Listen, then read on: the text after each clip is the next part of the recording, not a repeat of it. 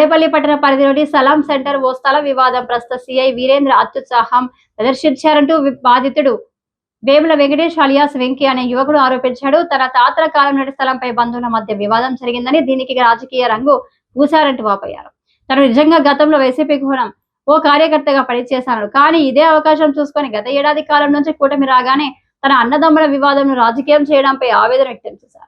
గత నెలలో తన ఇంటిని బంధువులు ధ్వంసం చేశారని, అదే సమయంలో తమ కుటుంబ సభ్యులపై దాడి చేశారంటూ తాడేపల్లి పోలీస్ స్టేషన్లో ఫిర్యాదు చేయగా ఆసుపత్రికి పంపారని, తిరిగి ఆసుపత్రి రిపోర్టు తీసుకొని వచ్చేలోపు సదరు సిఐ వీరేంద్ర తనను అనురాని మాటలతో సిబ్బంది పెడుతూ తాను చేసిన పలు ప్రాంతాల్లో తెలుసుకో ఉంటే నువ్వైనా ఉండాలి, లేకపోతే ఇక్కడ నుంచి నేను బదిలీ అవ్వాలని గత 4 రోజుల క్రితం తనకు 3rd డిగ్రీ ఇచ్చారు అని, తనతో పాటు తన కుటుంబ సభ్యులను సైతం అధికార పార్టీకి చెందిన ఒక నాయకుడి కాళ్ళు పట్టుకోకపోతే భూమి నూకలు చెల్లిపోతాయని హెచ్చరించారు అని ఆవేదన వ్యక్తం చేసిన తాడేపల్లి సలాం సెంటర్ కు చెందిన వెంకట్ తెలిపారు. 6 సెంట్ల ఆస్తి ఉంది. 6 సెంట్లలో 4 సెంట్లు మా పెద్దనాన్న కొడుకులైనటువంటి వేముల శ్రీను, వేముల వెంకటేష్, వేముల రమణాబాబు, వేముల వెంకటేష్ అలియాస్ బక్కన్న వాళ్ళు 4 సెంట్లు తీసుకొని నాకు 2 సెంట్లు ఇచ్చారు. నేను గతంలో వైసీపీ అమ్మడి తిరిగానని చెప్పేసి అది మనసులో పెట్టుకొని నాకు వచ్చిన 2 సెంట్లలో నేను ఇల్లు వేసుకొని నివసిస్తా ఉన్నాను. మొన్న రీసెంట్గానే కట్టుకున్నాను ఇల్లు, ఒక 2 ఇయర్స్ బ్యాక్. రీసెంట్గా మ్యారేజ్ అయిందని 2 సెంట్లు ఇల్లు వేసుకొని ఉన్నాను. వాళ్ళు మొత్తం అమ్ముకొని మొన్నటిదాకా వైసీపీలో తిరిగి హఠాత్తుగా పార్టీ మారిందని చెప్పి టీడీపీ కండవాలు కప్పుకొని మాది టీడీపీ నీది వైసీపీ అని అన్నదమ్ముల గొడవను కాస్త పార్టీ పరంగా తీసుకొచ్చి కంప్లైంట్ పెట్టి నన్ను ఇంటికి వచ్చి చిత్రహింసలు పెట్టి అలా పడితే కళ్ళల్లో కారం వేసి కొట్టి నిన్ను చంపేస్తాం అదని బెదిరించి నేను 10 నిమిషాల్లో తిరుపతి ట్రైన్ టికెట్లు బుక్ చేసుకున్నాను. 10 నిమిషాల్లో ప్రయాణం అవుతానగా వచ్చేసి ఇంటి మీద హఠాత్తుగా పడిపోయి మధ్యాహ్నం 2 గంటల సమయంలో 21వ తారీఖు జూలై ఎలా పడితే అలాగా మాట్లాడి కొట్టి చేసి నన్ను, నా భార్యని, పసిపిల్లవాడని కూడా చూడకుండా నా కొడుకుని అందరినీ కొట్టి వాళ్ళే కంప్లైంట్ పెట్టి మేము సిఐ గారి దగ్గరికి వెళ్ళాం.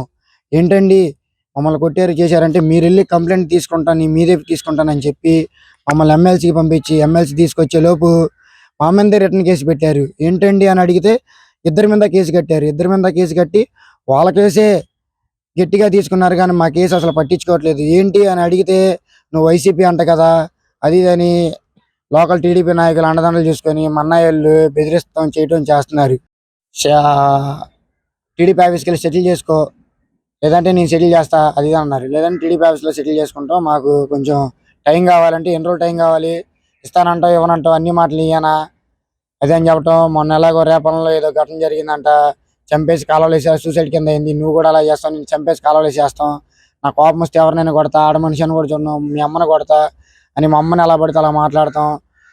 రౌడీ షీట్ ఓపెన్ చేస్తానని నన్ను బెదిరియటం, ఆ చివర పోలీస్ స్టేషన్ చివరన్న రూమ్కి తీసుకెళ్ళి నన్ను ఎలా పడితే అలా కొడతాం. పోలీస్ సిబ్బంది మొత్తం సానుభూతి చూపించినా కానీ కనీసం కృతజ్ఞత కూడా లేకుండా ఆయన బాగా అరికాలు కొట్టి నన్ను నైట్ అంతా స్టేషన్లోనే ఉంచుకున్నా. కనీసం ఇంటికి కూడా పంపించలేదు, కనీసం భోజనం చేసి వస్తానన్నా కానీ పంపించలేదు. సార్ వర్షం పడుతుంది మా ఇల్లు కారుతానని అక్కడ నైట్ బీట్ వాళ్ళకి చెప్పుకున్నా కానీ సేగారు పంపిద్దు అన్నారు. నువ్వు లోపలే ఉండని తలుపేసేయటం. నైట్ ఎవరో జీప్ వేసుకొని వచ్చారు, ఎవరన్నా లోపల ఉన్నారా లేదని అడిగినా కానీ నేను లోపల ఉన్నా కానీ లేదని చెప్పటం నేను అన్నీ విన్నానండి. నన్ను వెంకట్రావు లోకల్ టీడీపీ వెంకట్రావు గారు కాళ్ళు పట్టుకోమన్నారు సిఐ గారు. నేను ఎందుకు పట్టుకుంటానని అన్నాను. సరే మళ్ళీ ఇంకా ఎదురు చెప్తే నన్ను ఎక్కడ కొడతారని భయంతో నేనైతే బయటకు వచ్చేసానండి. ఇదంతా మీడియాకి ఇచ్చిన తర్వాత నన్ను అయితే ఇంకా టార్గెట్ చేసి నన్ను ఇంకా ఇబ్బంది పెడతారండి. నాకైతే రక్షణ కల్పించాలి. పార్టీ పరంగా కానీ నన్ను తీసుకొచ్చారు, ఏమనంటే వైసీపీ అని అన్నదమ్ములు మ్యాటర్ కాస్త వైసీపీ ముద్ర వేశారు. నేను వైసీపీ తిరిగిన మాట వాస్తవమే, గతంలో వైసీపీకి పనిచేసింది వాస్తవమే.